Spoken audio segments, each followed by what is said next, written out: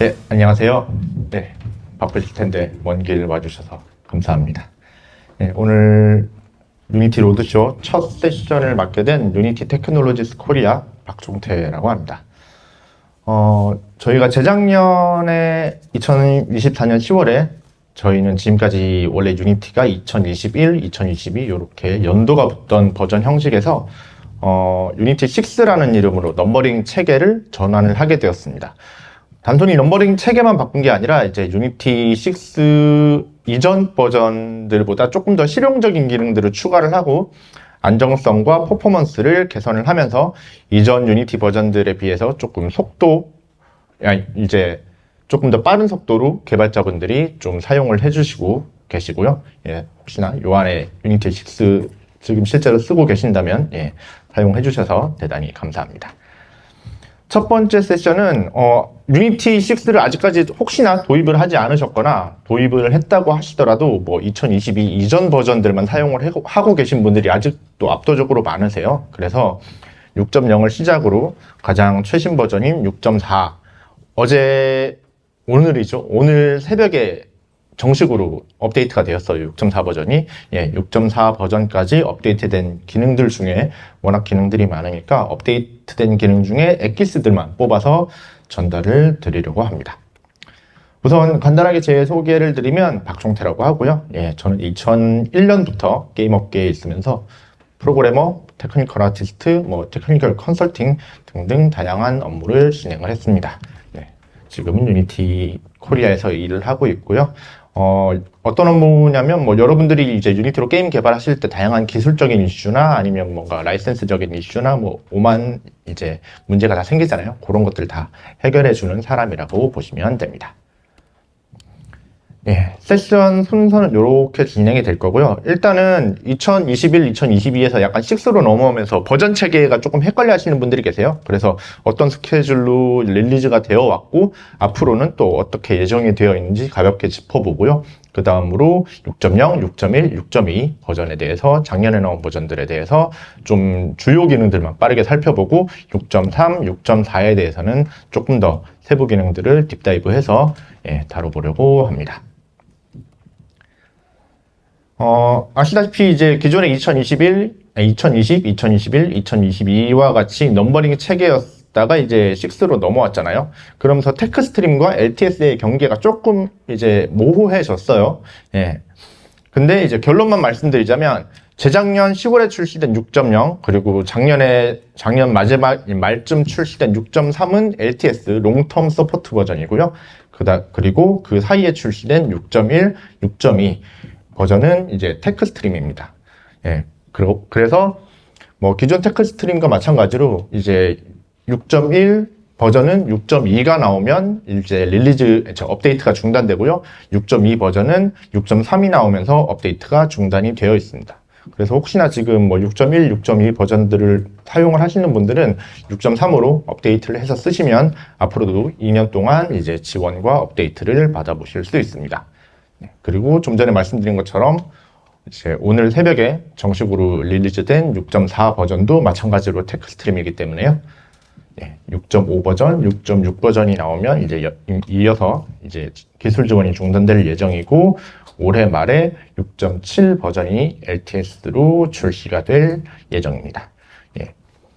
작년까지는 이제 테크 스트림을 2개를 가져갔었는데 올해는 이제 코어 CLR이라든가 아니면은 후반부에 소개드릴 GI 솔루션 같은 것들 다양한 이제 좀 큰 기능들이 들어갈 예정이어서 테크 스트림을 좀 많이 가져가면서 빠른 이터레이션을 하려고 요런 릴리즈 주기를 가져가려고 하고 있습니다.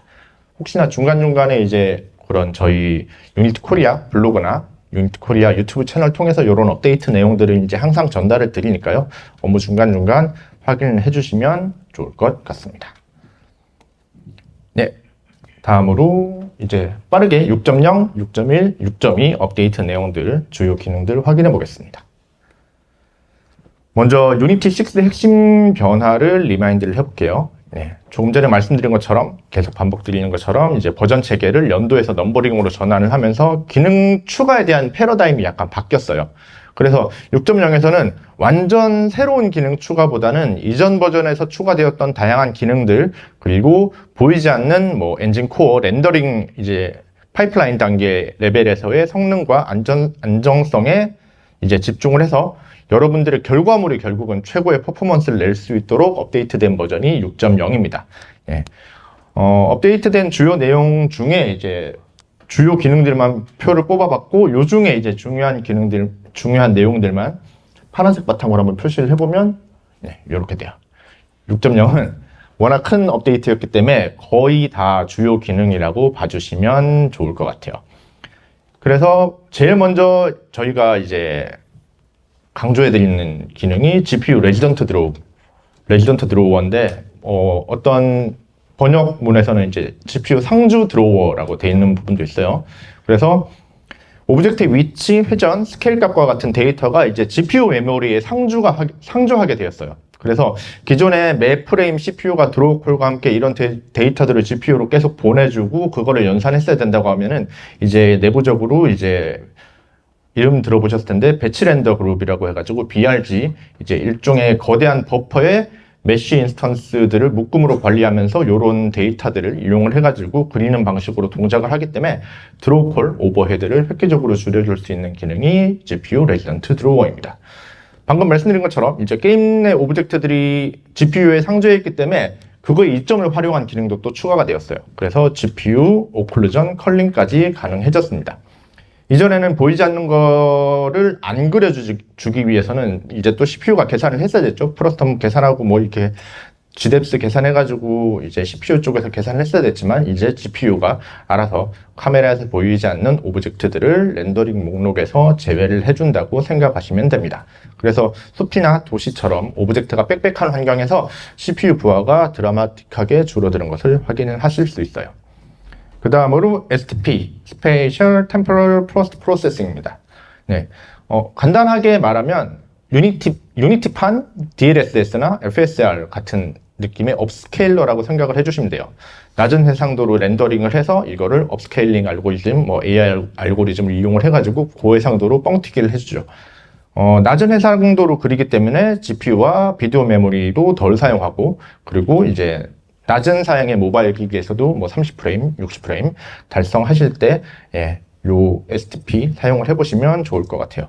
그리고 기존의 DLSS 요즘에 5.0 나와가지고 난리죠. DLSS나 FSR이나 약간 하드웨어 디펜던시가 있어요. 특정 제조사의 GPU를 써야지만 사용할 수 있는 기능이었는데, STP 같은 경우에는 소프트웨어 업스케일러기 때문에 예, 플랫폼에 상관없이 사용을 하실 수가 있습니다. 다만 앞에서 말씀드린 GPU 레지던트 드로워나 뭐 GPU 콜루전 컬링, 그리고 STP도 마찬가지고 후반부에 뭐 말씀드릴 다양한 그래픽스 기능들은 이제 조금 고급 기능들이기 때문에 결국은 이제 돌고 돌아서 컴퓨터 쉐이더 기반의 기능들이에요. 이런 컴퓨터 쉐이더 기반의 기능들은 다이렉트엑스 12나 벌칸, 메탈 같은 이제 모던한 그래픽스 API를 사용을 해주셔야 합니다. 네. 뭐 예전에는 벌칸이나 메탈을 사용해야 된다고 하면 완전 하이엔드 디바이스에서만 사용을 해야 된다. 약간 이런 고정관념이 있었는데 이제는 시간이 많이 흘러가지고 따지고 보면은 뭐 아이폰 XS 아니면 갤럭시 S20 정도 디바이스만 돼도 이제 벌칸 메탈이 어느 정도는 돌아가거든요. 그렇기 때문에 예, 너무 우리는 로우엔드야 라고 하셔서 이런 이제 컴퓨터 쉐이더 기반의 기능들을 너무 안 쓰시려고 하지 마시고 테스트는 한번 해보시는 것을 추천을 드려요. 네.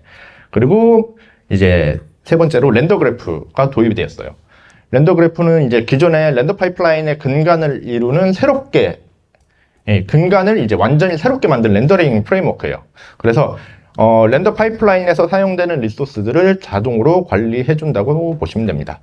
그리고 패스 머징이라는 기능을 통해서 복수의 렌더 패스를 하나의 네이티브 렌더 패스로 병합을 해주고요. 그리고 패스 컬링이라는 기능을 이용해서 사용되지 않는 패스, 실행은 되는데 이 결과물을 렌더 패스 내에서 사용하지 않는다라고 하면 그 해당 패스는 컬링을 해버리는 그런 기능이 렌더 그래프 안에 내장이 되어 있습니다.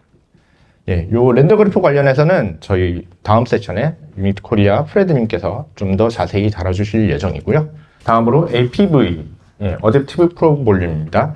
네, 요거는 저도 유니티 유튜브 코리아에서 소개시켜 드린 게 한 2년 전쯤이었는데, 그때는 HDRP의 기능이 갓 들어간 시절이었어요. 근데 이제 이 APV가 URP에 정식으로 들어온 게 6.0입니다.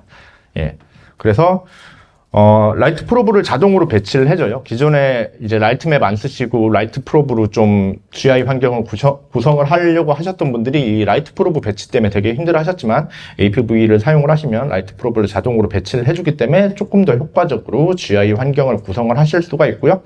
6.0으로 넘어오면서 이제 스카이 오클루전도 추가가 되었어요. 그래서 실내외 라이트 환경이 보다 좀 더 자연스럽게 연결이 되는 것을 확인하실 수 있습니다.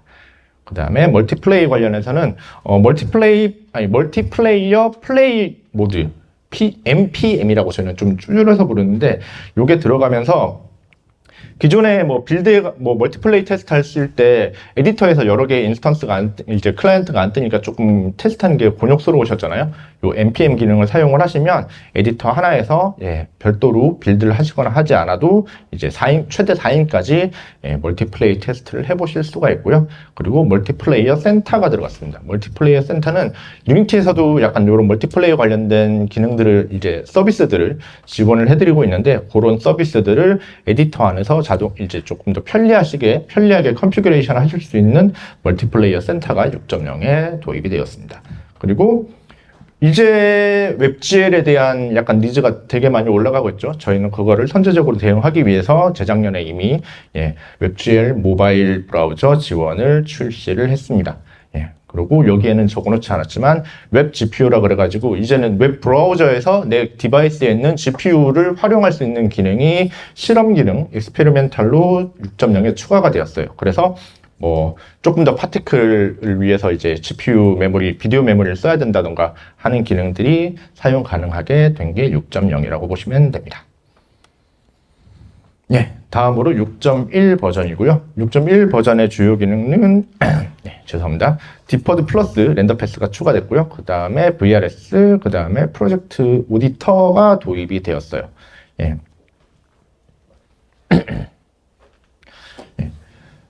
제가 개인적으로 6.1에서 가장 주목할 기능으로 보는 디퍼드 플러스고요. 6.0에 이제 포워드 플러스 렌더러가 추가가 되었었어요. 포워드 플러스 같은 경우에는 기존의 포워드 렌더러에서 제한되어 있던 광원의 개수를 더 많이 사용할 수 있게 해주는 업데이트였다고 하면, 디퍼드는 원래 광원 제한이 없었잖아요. 여기에 플러스가 붙으면서 디퍼드도 조금 더 많은 광원의 고급 클러스터 기반의 광원 컬링을 사용하게 돼서 GPU 성능이 개선이 됐다고 보시면 됩니다. 그래서 이제 디퍼드 플러스도 한번 이제 기존에 디퍼드 쓰신 분들은 디퍼드 플러스도 사용을 해보시면 좋을 것 같고요. 다음으로 VRS, Variable Rate Shading이라는 쉐이딩 기능은 한 화면에서 이제 가변적인 비율로 쉐이더를 처리를 해주는 기능이에요. 그래서 화면에서 변화가 많은 부분은 픽셀 쉐이더가 뭐 픽셀당 그냥 평범하게 한 번씩 처리가 된다고 하면, 원경이라던가 아니면 픽셀 변화가 적은 부분들은 뭐 4x4, 16x16 이제 크기의 픽셀을 한 덩어리로 해서 픽셀 쉐이더가 한 번씩만 실행되는 방식으로 렌더링 비용을 절약하실 수 있는 게 VRS 기능이라고 보시면 됩니다. 그 다음에 프로젝트 오디터. 아마 여기서도 기존에 저희 유니티 깃허브에서 다운로드 받아가지고 프로젝트 오디터를 사용을 하셨던 분들이 계셨을 거예요. 근데 요 프로젝트 오디터가 이제 유니티 에디터 안에서 패키지 매니저에서 사용하실 수 있도록 들어온 게 6.1입니다. 오디시라는 게 이제 감사하는 거죠. 내 프로젝트의 정적인 데이터들을 분석하는 도구고요. 그래서 뭐 코드나 에셋이나 프로젝트 설정 등의 정적인 데이터들을 분석을 해서 성능이나 품질 관련된 문제가 있을 수 있다. 그러면 그 문제들을 찾고 개선 방법까지 제시를 해주는 툴입니다. 이때는 이제 패키지 매니저를 통해서 다운로드를 받았어야 되는데, 오늘 새벽에 업데이트된 6.4 버전에서는 아마 디폴트로 사용을 하실 수 있을 거예요. 별도 설치를 하지 않으셔도. 그래서 프로젝트 오디터도 항상 뭐 고객사분들과 대화를 하면 가장 이야기 많이 나오는 부분들이 최적화인데, 그래서 유니티 프로파일러, 메모리 프로파일러, 뭐 GPU 프로파일러 많이 쓰시는데, 저는 요 프로젝트 오디터 1순위로 사용을 해보시는 것을 추천을 드리고, 그 다음에 프로파일러로 넘어가시면 조금 더 이제 최적화하실 때 시간을 줄이실 수 있을 거예요. 그 다음에 6.2 버전 업데이트입니다. 6.2 버전은 저희가 눈에 보이지 않는 기능이지만 이제 뒤에 서비스 단에서 조금 중요한 기능들이 들어가는 게 개발자 데이터 프레임워크예요. 게임 회사는 다양한 게임을 개발하고 있지만 또 서비스도 하잖아요. 그러면서 DAU, 뭐 MAU, 사용자 이제 상주 시간 등과 같이 다양한 지표들을 수집을 해서 요거를 게임 개발뿐만 아니라 비즈니스 목적으로도 사용을 하고 있죠. 예. 그리고 그 이외에도 뭐 CPU, GPU 보안화, 아니면 뭐 디바이스 온도 체크, 아니면 크래시가 나거나 ANR, 뭐 어플리케이션 not response, 요즘에 안드로이드에서 뭐 몇 년 전부터 계속 이슈가 되고 있는데, 이런 부분들이 이제 프로젝트 성능과 안정성과 직접적으로 연결될 수 있는 데이터를 이제 좀 쉽게 수집하시고 이제 통계를 내실 수 있는 기능이 이제 개발자 데이터 프레임워크라고 보시면 돼요. 예. 저희는 줄여서 DDF라고 하는데, 요 기능을 그 프로젝트에서 켜시면 저희 유니티 대시보드에서 이런 기능들을 수집한 데이터들을 미리 보실 수가 있습니다. 그래서 뭐 기존에 뭐 파이어베이스나 뭐 다른 다이어그노스틱스 툴들을 쓰시는 것처럼 유니티 대시보드에서도 이런 기능을 사용하실 수 있는 거고요. 예. 그리고 다음으로는 메쉬 LOD 기능입니다.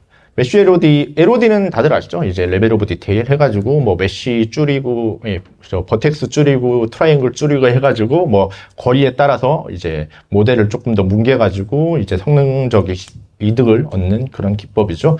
요거가 이제 유니티 안에 자동으로 메쉬 LOD를 생성하는 기능이 들어온 게 6.2 버전이고요. 그래서, 그러니까 뭐 흔히 1인 개발자, 저같이 프로그래머 하시는 분들은 맥스나 마약 켜가지고 이제 LOD 만지기 힘드신 분들이 있을 텐데, 그럴 때는 요 메쉬 LOD 기능을 써보시는 것을 조금 추천을 드려요. 근데 조금 기존의 아티스트 분들이 만져주는 방식이랑은 다릅니다. 기존 LOD, 우리가 일반적으로 생각하는 LOD는 아티스트 분들이 이제 한 땀 한 땀 버텍스 줄이고 트라이앵글 줄여가지고 요거를 이제 하는 거라고 하면, 저희 유니티의 이제 메쉬 LOD 오토메이션 자동 생성 기능은 버텍스는 건드리지 않습니다. 버텍스는 건드리지 않고 인덱스 버퍼만 이제 좀 간략화해서, 그래서 삼각형들의 인덱스만 좀 조작해서 트라이앵글의 개수를 줄여줘요. 그렇기 때문에 생각보다 속도도 되게 빠르고요. 다만 버텍스의 이점은 가져갈 수 없지만 그래도 요런 좀 시간 낭비를 좀 많이 줄여주는 기능이다 라고 보시면 될 것 같아요. 그리고 번외로 안드로이드 XR 디바이스 이제 6.2 이후로 안드로이드 XR 기능의 패키지가 포함이 됐기 때문에 혹시나 XR 개발하시는 분들은 6.2 이후 버전을 사용을 하시면 되겠습니다. 예. 그 다음에 6.3 버전이고요. 예. 6.3은 아까 말씀드린 것처럼 LTS, 롱텀 서포트이기 때문에 2년 동안 업데이트와 기술 지원이 되게 됩니다. 6.3도 다양한 기능들이 추가가 됐는데요. 그 중에 이렇게 7가지 꼭지를 가져와서 봤고요. 그 다음에 새로운 기능이라고 하면 렌더 3D as 2D라는 기능이 들어갔고, 그 이외에도 UI 툴킷이나 쉐이더 그래프에도 자잘한 새로운 기능들이 추가가 되었습니다. 그리고 렌더 그래프, 멀티플레이어, 스크린 리더 같은 변화들도 있었고요. 오디오 관련해서 스크립터블 오디오 파이프라인이라는 신기능이 들어왔습니다. 일단 UI 툴킷이고요. 예, UI 툴킷 아직까지 뭐 우리나라뿐만 아니라 전 세계적으로 조금 이제 사용하시는 분들만 사용하시는 기능인데, 아무래도 게임 개발자분들한테는 UGUI가 이제 친숙하고 편리하고 직관적이긴 하잖아요. 근데 이제 웹 개발하시던 분들 중에 이제 이쪽 UI 쪽으로 넘어오시거나 게임 쪽으로 넘어오시는 분들은 UI 툴킷이 조금 이제 친숙하실 거예요. 그래서 UI 툴킷 이 기존에 이제 쉐이더 그래프를 사용을 할 수 없었는데 6.3에서 이제 쉐이더 그래프를 지원을 하게 되었습니다. 예. 2023, 그러니까 유니티 6의 테크 스트림이죠. 예. 이전 버전에서 캔버스 쉐이더 그래프라고 해가지고 UGUI에서도 이제 쉐이더 그래프를 사용하실 수 있게 되었는데, 이제 UI 툴킷까지 지원을 하면서 쉐이더 그래프를 이용해서 UI를 이제 다 원하시는 대로 꾸미실 수 있게 되었고요. 보시면 네. 여기 쉐이더 그래프, URP, UI 쉐이더 그래프를 사용을 하시면 되고요. 쉐이더 그래프 내부로 들어가시면 매터리얼 항목이 있어요. 거기에 매터리얼 항목에 UI를 선택을 하시면 최초 생성 시점에 UI 쉐이더 그래프로 만들지 않으셨더라도 나중에 요 UI를 선택을 하시면 UI 툴킷에서 해당 쉐이더 그래프를 적용을 하실 수가 있습니다. 그리고 혹시나 요거를 UGUI에서 사용을 하고 싶다고 생각하시는 분들은 요 UI 아래쪽에 있는 캔버스로 바꾸시면 쉐이더 그래프를 UGUI에서도 적용을 하실 수 있습니다. 네. 그리고 쉐이더 그래프 기능을 추가하면서 생긴 이점이 약간 파생된 기능들이 많이 추가가 됐어요. 그래서 후처리 필터가 추가가 되었습니다. 예. UI 툴킷은 사용을 해보신 분들은 아시겠지만 로직을 담당하는 이제 C# 스크립트 그리고 UI 요소를 정의하고 UI 요소 간의 상관관계를 약간 트리 구조로 정의하는 UXML 파일 그리고 UI 레이아웃이나 스타일 같은 스타일 시트 USS 파일로 이루어져 있는데요. USS 파일은 유니티 스타일 시트를 줄여서 부르는 말이고 이제 아까 말씀드린 것처럼 웹 개발 해보신 분들은 조금 익숙하신 개념일 텐데 요런 폰트나 폰트 크기, 폰트 색상, 뭐 외곽선 굵기 같은 다양한 UI 스타일을 이렇게 별도의 시트로 빼놓은 거기 때문에 뭐 국가별이나 아니면 뭐 그런 연령별 혹은 버전별 조금 UI를 다르게 가져가셔야 될 경우 요 USS 파일만 수정을 하면 되기 때문에 되게 편합니다. 거기에 이제 후처리 필터도 들어갔기 때문에 이런 다양한 효과들을 내실 수 있고요. 그래서 필터를 통해서 세피아나 블러와 같은 효과 이외에도 뭐 틴트, 오파시티, 인버트, 그레이스케일 등 다양한 필터 효과를 적용을 하실 수가 있습니다.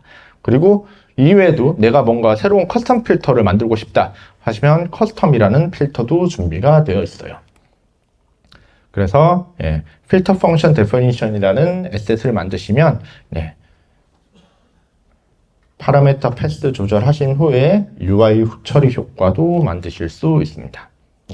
UI 툴킷은 앞으로도 조금씩 좋아질 예정이에요. 그래서 한번 사용 테스트를 해보시는 것을 추천을 드립니다. 다음으로 제가 6.3에서 가장 좋아하는 기능 렌더 3ds 2D 기능입니다. 화면에 보시는 것처럼 스크린샷은 2D 게임 화면에 3D로 제작된 당근이에요. 3D로 제작된 당근 메쉬를 렌더 3ds 2D 기능으로 렌더링하고 있는 화면입니다.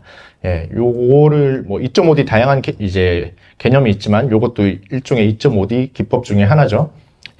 그래서 3D 렌더링을 담당하는 메쉬 렌더러가 2D 렌더링을 하는 기능이라고 생각을 하시면 됩니다. 이전에 2D 게임의 3D 객체를 약간 섞어서 사용할 때 흔히 겪는 이슈가 소팅 이슈였어요.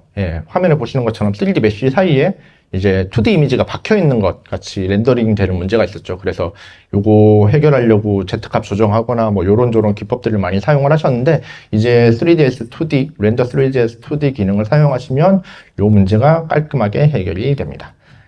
그러면서 요 렌더 3ds 2D를 위한 특별한 쉐이더가 추가가 되었어요. 그래서 URP 쉐이더 2D 아래쪽에 보시면 메쉬 2D lit 쉐이더와 메쉬 2D unlit 쉐이더가 추가가 되었습니다. 그래서 lit, unlit은 다들 아시죠? 근데 요 lit에서 말하는 광원은 3D 광원이 아니라 2D 광원입니다. 그래서 3D 객체에 메쉬 2D 쉐이더 기반의 매터리얼을 적용을 해주신 후에 다른 2D 객체들과 마찬가지로 이제 소팅 그룹 컴포넌트를 추가를 해주시면 자연스럽게 2D 씬에 녹아 들어가고요. 오더인 레이어를 적당한 값으로 조절을 해주시면 이렇게 보시는 것처럼 3D가 2D 객체 뒤에 정상적으로 잘 그려지는 걸 보실 수 있습니다. 그리고 이렇게 2D 오브젝트 사이에도 3D 오브젝트가 잘 들어갔죠? 드럼통이 잘 그려지고 있는 거 확인하실 수도 있고요. 그 다음에 2D 라이트와 당연히 호환이 되고요. 그래서 메쉬 2D lit 쉐이더를 사용을 하시면 이렇게 3D 오브젝트지만 2D 라이트와 광원 이제 반응을 하는 것을 확인하실 수 있습니다. 대신에 2D 라이트랑은 이제 상호작용을 하지만 반대로 3D 라이트는 이제 더 이상 먹지 않게 된다는 거 그거 유념해 주시면 좋을 것 같고요. 그 다음에 쉐이더 그래프의 UV 채널 증가가 되었습니다. 그리고 기존엔 4개까지밖에 사용할 수 없었는데 8개까지 사용하실 수 있게 되었고요. 서브 그래프를 위해 가지고 이제 중첩 속성을 바로 공유할 수 있는 Prompt to Final Shader라는 기능이 추가가 되었어요. 뭐 요런 쉐이더 그래프 관련한 업데이트는 저희 유니티 코리아 이제 오지연님께서 유니티 6.2 정식 릴리즈 신기능 둘러보기라는 기능 이제 유튜브 통해서 영상 통해서 미리 소개를 해주신 영상이 있기 때문에 자세한 내용은 요 기능 요 영상 참고해 주시면 좋을 것 같습니다. 그리고 쉐이더 그래프도 저희가 원래는 예제를 되게 많이 만들었어요. 지금도 각종 패키지를 보시면 유니티 패키지 보면 샘플 예제들이 되게 많거든요. 근데 샘플을 만들어도 활용을 잘 안 하세요. 그래서 아예 저희는 그거를 템플릿으로 만들어 버렸습니다. 그래서 쉐이더 그래프 템플릿을 이제 처음에 애초에 쉐이더 그래프를 생성하는 레벨에서 원하시는 쉐이더 템플릿을 고르실 수 있도록 템플릿 브라우저가 들어갔고요. 그리고 터레인 쉐이더도 추가가 되었습니다. 예, 이제 터레인에도 쉐이더 그래프를 사용을 하실 수 있게 됐고요. 예, 그래서 터레인 쉐이더를 위한 터레인 텍스처 노드도 추가가 된 게 6.3 버전입니다. 예, 그래서 뒤에서 잘 안 보이실 수도 있는데 전통적인 터레인 방식에서는 사각 타일을 이용할 경우 약간 이렇게 예, 뭐라고 해야죠? 경계선 부분들이 약간 이렇게 너무 뻔히 예, 타일링이 보이는 약간 이런 느낌이 날 수도 있었는데 이 터레인 쉐이더를 육각형 헥사 패턴으로 찍히도록 쉐이더 그래프를 작성을 조금만 해주시면 오른쪽과 같이 자연스럽게 표현을 만드실 수 있습니다. 그리고 이 터레인 쉐이더 관련해서도 샘플이 추가가 되었어요. 그래서 아까 말씀드린 것처럼 쉐이더 그래프 이제 샘플 쪽 탭 맨 아래쪽에 보시면 터레인 쉐이더 샘플을 확인하실 수 있기 때문에 요거 열어보시고 한번 참고를 해보시면 좋을 것 같아요. 그리고 6.0에서 추가가 되었던 렌더 그래프가 버전이 계속 될수록 경량화되고 최적화되고 이제 코드가 간소화해졌습니다. 그러면서 6.0에서 이제 호환성 모드라는 게 있었어요. 컴패티빌리티 모드가 있었는데 그게 뭐냐? 기존의 렌더 피처, 이제 2022 이전 버전에서 만들어 놓은 렌더 피처들이 있으실 거잖아요. 그게 렌더 그래프로 넘어오면서 API 호환이 안 되는데 요거를 살려둔 거예요. 근데 6.3에서 요 살려두는 기능을 숨겨놨습니다. 그래서 6.3 이후 버전부터는 이제 렌더 피처나 아니면 새로운 렌더 파이프라인 어셋을 만드실 때 렌더 그래프를 사용을 하셔야 됩니다. 그러면서 추가된 게 렌더 그래프 뷰어가 추가되었어요. 그래서 요거는 그냥 렌더 그래프 뷰어는 원래부터 있었고 요거는 장치 렌더 그래프 뷰어라고 해가지고 디바이스에 연결해서 디바이스에서 이제 실제로 돌아가는 렌더 그래프들의 상태, 어떤 렌더 패스에서 어떤 리소스를 볼 수 있는지 이제 그 상태들을 한눈에 확인하실 수 있게 기능이 들어갔기 때문에 조금 더 이제 렌더러 디버그 하거나 조금 성능 체크하실 때 조금 더 뚜렷하게 확인하실 수 있고요. 내가 사용하는 뭐 CPU, GPU, 메모리 자원의 총량 같은 것도 확인하실 수 있는 좋은 수단이니까 한번 테스트를 해보시면 좋을 것 같아요. 그 다음에 멀티플레이어 HTTP2가 지원됩니다. 예, 뭐 은근히 쓰시는 분들이 많으셔서 요거 언제 2 업데이트 되나요? 하고 저희들한테 은근히 요청이 많으셨는데 유니티 6.3에서 뭐 HTTP2가 지원이 되게 됐고요. 원래 HTTP1에서는 하나의 요청을 하면 그에 대한 응답이 와야지 또 다음 요청을 할 수 있었는데 HTTP 2 버전에서는 이제 HTTP2 프래그먼트 레이어가 이제 여러 개 요청을 한꺼번에 보내고 한꺼번에 받을 수 있도록 처리하기 때문에 하나의 요청에 대한 응답이 늦어져서 전체 성능이 저하되는 이슈가 해결이 되었습니다. 그 다음으로 스크린 리더 기능인데요. 요즘에 뭐 모든 게임들이 액세서빌리티 관련해서 이제 장애인분들도 즐겁게 게임을 하실 수 있도록 하는 기능들을 좀 추가를 하고 있는데 스크린 리더 기능도 그 일환이라고 보시면 돼요. 그전에도 이미 안드로이드, iOS, 윈도우즈, 맥OS 등에서 별도로 다 이런 액세서빌리티 스크린 리더 기능이 들어가 있었는데 요 유니티에서 요거들을 다 이제 랩핑을 해가지고 한 번의 구현으로 모든 플랫폼에서 스크린 리더를 사용하실 수 있게 구현이 되었습니다. 그래서 Assistive Support API를 사용을 하시면 이 기능을 손쉽게 사용을 하실 수가 있습니다. 그 다음으로 오디오 스크립터블 오디오 파이프라인입니다. 그래서 이전까지는 조금 유니티가 솔직히 오디오를 컨트롤하는데 한계가 있었어요. 그래서 근데 이제 요 스크립터블 오디오 파이프라인 이제 저희는 줄여서 SAP이라고 하는데 SAP가 들어가면서 오디오 신호 처리를 제어를 하실 수가 있게 되었어요. 기존에 이제 C# 코드 이용해가지고 오디오 버퍼에 접근을 하면 약간 가비지 컬렉션에 의해서 끊김 현상이 발생할 수 있는 우려가 있었는데, SAP는 이런 추가된 객체들은 약간 버스트 컴파일러를 이용하기 때문에 GC 이제 스파이크 문제를 회피를 하고 고수준의 오디오 처리를 성능 저하 없이 구현을 하실 수 있게 되었습니다. 네. 여기까지가 6.3 업데이트 내용이었고요. 다음으로 반복적으로 말씀드리는 오늘 새벽에 출시된 따끈따끈한 6.4. 이전까지 한 달 조금 넘게 베타를 운영해 왔었고요. 6.4에도 다양한 기능이 들어갔지만 그 중에 그냥 가장 굵직한 기능 유니티 AI에 대해서 말씀을 드리려고 해요. 근데 혹시나 이 자리에 뭐 예전에 유니티 뮤즈, 유니티 AI 이런 단어를 들어보셨다 생각을 하시면 그냥 잊어주시면 됩니다. 유니티 AI는 없었던 거고요. 새롭게 시작합니다. 그래서 유니티 AI에 있는 기능들 말씀을 드리면 크게 AI 어시스턴트, 그 다음에 제너레이터, 그 다음에 MCP로 나누실 수 있습니다. 지금 혹시 MCP 현업에서 실무에서 사용하고 계신 분들 혹시 계시면 손 한번 들어보실 수 있을까요? 그래도 좀 계시네요. 유니티가 공식적인 MCP가 없다 보니 뭐 서드파티 MCP를 사용을 하시거나 GitHub에 공개되어 있는 MCP를 쓰시는 분들도 좀 계실 텐데, 요 MCP가 유니티에 이제 제대로 들어온 게 6.4 버전이라고 생각하시면 되는데, 단 아직은 유니티 AI 서비스 자체가 베타 버전이에요. 그래서 모든 분들이 사용하실 수는 없고, 베타 신청을 하셔야지 사용을 하실 수 있으며, 다른 AI 서비스들과 마찬가지로 약간 포인트가 필요한 부분이 있습니다. 대신에 게이트웨이를 사용을 하셔서 뭐 클로드 코드나 제미나이나 뭐 코덱스 사용을 하신다고 하면 게이트웨이 기능을 이용하셔서 사용하시는 거에 대해서는 제한이 없습니다.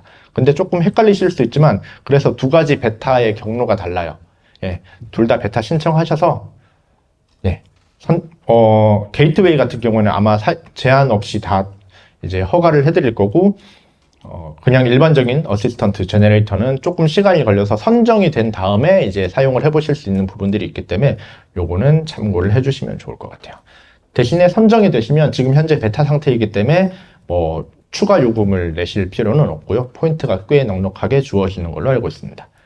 다시 돌아가서 AI 어시스턴트 같은 경우에는 기본적으로 저희 유니티 에이전트가 탑재가 되어 있어요. 그래서 기존 AI 챗봇 시스템에 그치지 않고 이제 에이전틱 AI를 이용을 해가지고 유니티 에디터를 에이전틱하게 말 그대로 약간 바이브 코딩을 어느 정도까지는 하실 수 있습니다. 뭐 누군가 혹시 나 딸깍으로 게임 만들었어 하면 믿지 마시고요. 딸깍으로는 게임 안 나오고요. 개발자들이 다 일일이 좀 다듬어 줘야 되지만 그래도 내가 좀 번거롭게 생각하던 작업들 매우 많이 클로드 코드, 코덱스, 제미나이 그리고 유니티 에이전트가 커버를 해줍니다. 후반에 시간이 나면 조금 데모를 보여드릴 예정이긴 한데, 예를 들어서 제가 뭐 닌텐도 스위치 게임 중에 이렇게 먹물 쏘는 게임 있잖아요. 그거 프로토타입을 한번 만들어 볼까 해서 유니티 에디터랑 안티그래피티 연결하고 클로드 코드 연결해가지고 프롬프트 한 4번 입력하니까 프로토타입 바로 나오더라고요. 거기까지 걸리는 시간이 한 15분 정도 걸렸습니다. 저는 어떠한 모델도 건드리지 않았고 C# 코드 하나도 안 건드리고 모델도 만들어주고 땅도 만들어주고 총알도 만들어주고 이렇게 데칼까지 깔아주는데 15분 정도 걸렸습니다. 잠깐 보여드릴게요 이따가. 그리고 유니티 AI 제너레이터는 일반적인 그냥 생성형 에셋 서비스라고 생각을 하시면 돼요. 근데 기존에 아까 잠시 잊어달라고 말씀드렸던 과거에는 뭐 저희가 모델을 어떻게 해보려고 했는데 잘 안 됩니다, 역시. 그래서 이제 유명한 외부 서드파티 모델들을 들여오게 됐어요. 그래서 3D 모델 같은 경우엔 텐센트의 이제 훈묘한 그리고 뭐 로딘 같은 모델을 사용하실 수가 있고요. 애니메이션도 마찬가지고 뭐 매터리얼, 사운드, 스프라이트 그리고 마지막에 큐브맵까지 요 AI 제너레이터를 이용을 해서 만드시면 프로토타입까지 정말 신속하게 요 에셋들을 생성을 하실 수 있습니다. 그리고 세 번째로 유니티 MCP를 사용을 하시면 유니티 안에 MCP 서버가 내장되어 있다고 생각을 하시면 돼요. 그래서 요 유니티 MCP 서버와 외부에 있는 ID 툴 연결을 하시면 안티그래비티나 커서나 윈드서프에서 유니티 에디터를 원격 비슷한 느낌으로, 그죠? 나는 ID만 만지고 유니티 에디터는 백단에서 돌아가는 느낌으로 바이브 코딩스럽게 작업을 하실 수 있습니다. 유니티 AI는 사실 메뉴는 좀 오래전에 추가가 됐어요. 근데 잘 안 보여서 그렇지. 여기 있습니다. 6.2 이후 버전 사용하시는 분들은 요 AI 버튼들을 확인하실 수 있고요. 요거 딱 눌러보면 이렇게 내가 얼마의 포인트를 갖고 있는지, 그리고 요 아래쪽에 보시면 이제 어시스턴트와 제네레이터를 열어보실 수 있는 버튼을 추가를 해놨습니다. 그래서 요거 처음에 딱 누르시면 바로 요게 뜨는 게 아니라 이제 무슨 유니티 어시스턴트 패키지를 설치를 하세요, 그런 게 뜨는데, 그거 패키지 설치하시면 바로 요 메뉴 확인하실 수 있고요. 자, 그러면 유니티 AI로 어떤 게 가능한지 일단 한번 보시면 기본적으로 생각할 수 있죠. 씬 만들기 가능합니다. 그래서 내 프로젝트에 미리 이제 올려놓은 어셋들 가지고 요런 거 좀 해보고 싶은데 해줘 하면 나와라. 요렇게 트랙을 구성을 해준다던가. 에셋을 만든 건 아직 아니에요. 내가 등록해놓은 에셋들로 이제 씬을 꾸며준 겁니다. 그리고 뭐 일반적으로 생각할 수 있는 UI 생성 있죠. UI 생성, 어노테이션을 이용하셔도 돼요. UI 생성해달라고 하면 UI 툴킷은 아까도 말씀드린 것처럼 웹 기반의 개발 방법론이기 때문에 얘가 UI 툴킷이랑 되게 친해요. 그래서 잘 만들어줍니다. 요즘 AI 에이전트들 웹 페이지 되게 잘 만들어주잖아요. 그것처럼 UI들을 되게 잘 만들어줍니다. 그리고 C# 스크립트까지 뽑아주기 때문에 우리는 로직이랑 연결만 하면 돼요. 그 다음에 아까 말씀드린 것처럼 어노테이션 기반의 비주얼 컨텍스트도 사용하실 수 있으세요. 그래서 펜 고르고 이렇게 색칠한 다음에 여기다가 뭐 나무를 좀 심어줘, 뭐 식생을 좀 심어줘, 이렇게 하면 어시스턴트가 쭉 돌아가고 내 이 프로젝트의 정보들을 컨텍스트로 함께 날려서 이렇게 식생이 심어지는 것도 보실 수 있습니다.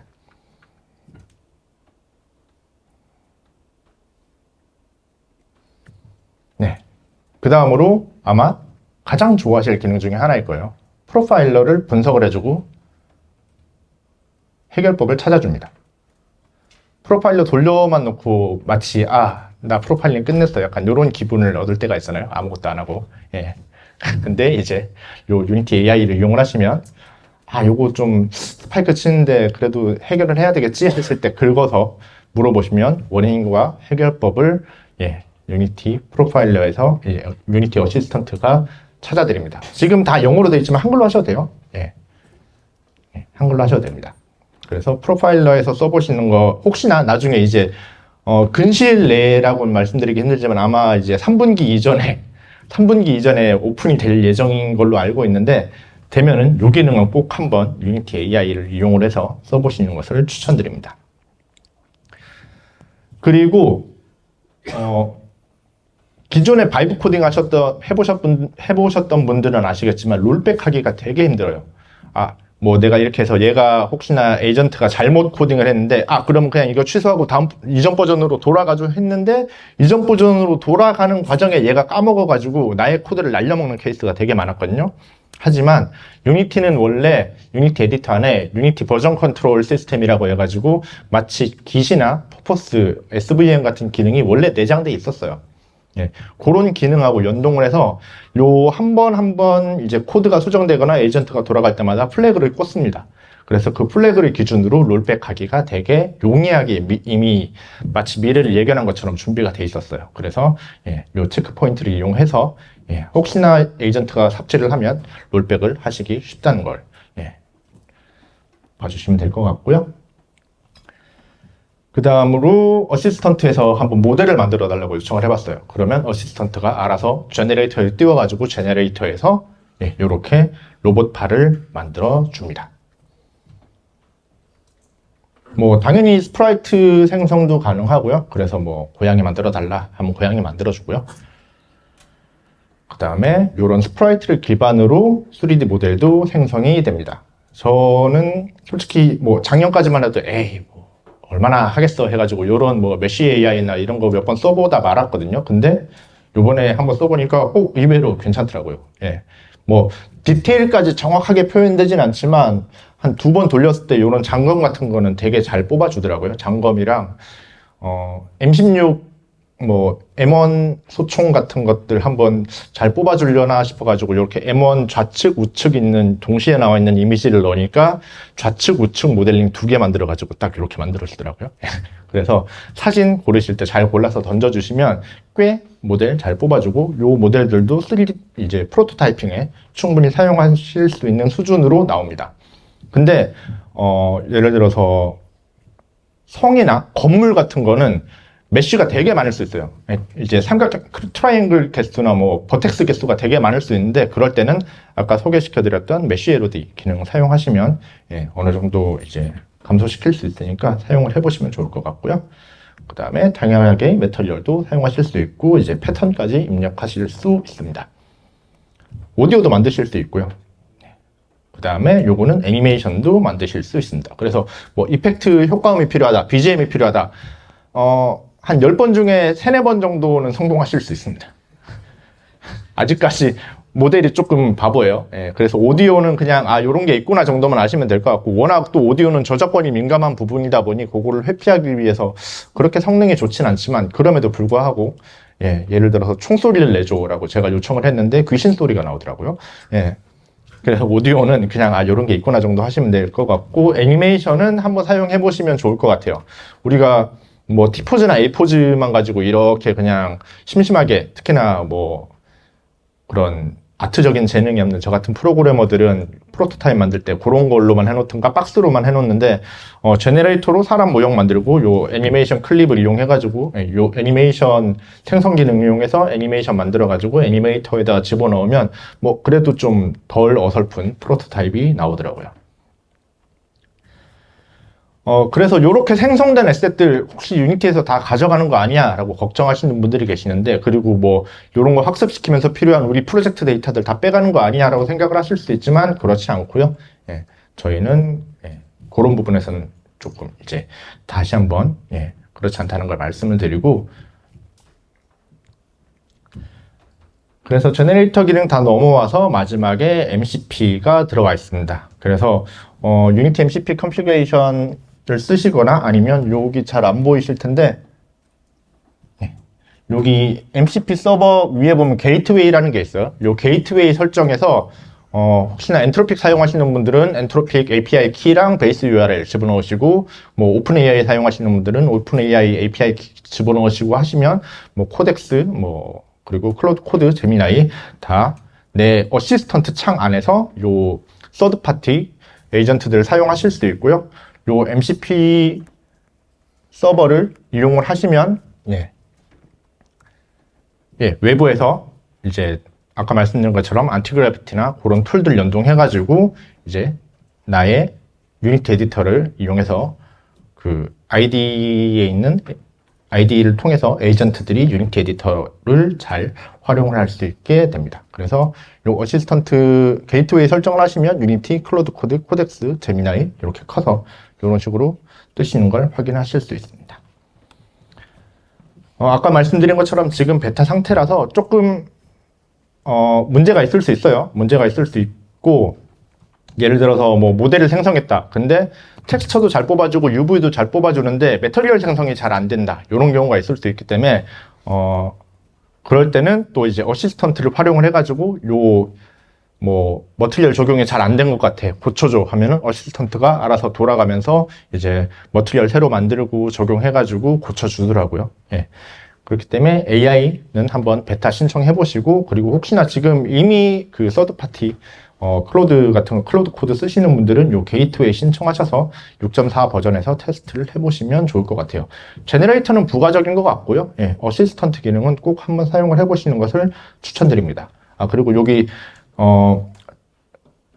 그 장표에는 빠져 있는데 어시스턴트에 2가지 모드가 있어요. 일반적인 뭐 안티그래비티 같은 AI 툴들하고 똑같습니다. 에스크 모드와 에이전트 모드가 있기 때문에 에스크 모드는 그냥 일반적인 챗봇 쓰듯이 뭔가 유니티 새로운 버전이 나왔는데 뭐가 좋아 이렇게 대화하듯이 쓰시는 게 에스크 모드고요. 그리고 뭐 내가 작업을 시킨다 할 때 사용하시는 게 에이전트 모드이기 때문에 그 모드 교환해 가시면서 사용을 하시면 될 것 같습니다. 그리고 마지막으로 one more thing. 한 가지 더 이제 말씀드릴 게 6.4에 숨겨진 실험적 기능으로 이제 SCGI라는 게 들어갔어요. Surface Cache GI라는 게 들어갔습니다. GI는 말 그대로 글로벌 일루미네이션이고요. 그래서 실시간 글로벌 일루미네이션 솔루션이라고 보시면 돼요. 그래서 약간 캐싱 기법을 혁신적으로 뭐 이미 근데 다 나와 있는 논문이긴 하지만 시내 표면의 조명 정보를 약간 패치 단위로 저장을 해서 이를 동적으로 업데이트해서 글로벌 일루미네이션을 제공을 합니다. 아직까지는 이제 심지어 숨겨져 있는 기능이기 때문에 요런 기능이 있구나 정도의 껍데기만 만들어 놨다고 보시면 돼요. 껍데기만 만들어 놓은 상태지만 뭐 동작은 하고요. 여기 보시면 프로젝트 세팅의 플레이어에 스크립트 컴필레이션, 스크립트 define symbols의 surface cache를 추가를 하시면 렌더러 피처로 요 SGGI 렌더러 피처를 사용을 하실 수 있어요. 보시면 꺼졌다 켜졌다 꺼졌다 켜졌다 그래서 실시간 GI가 처리되는 걸 보실 수 있고요. 조금 더 자세히 보여드리면 이렇게 간접광 GI들이 실시간으로 처리되는 것을 보실 수 있습니다. 그리고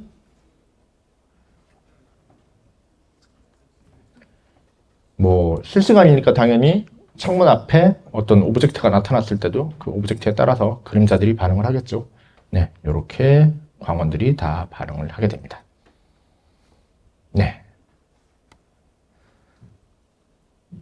발표 여기까지 하겠습니다. 감사합니다.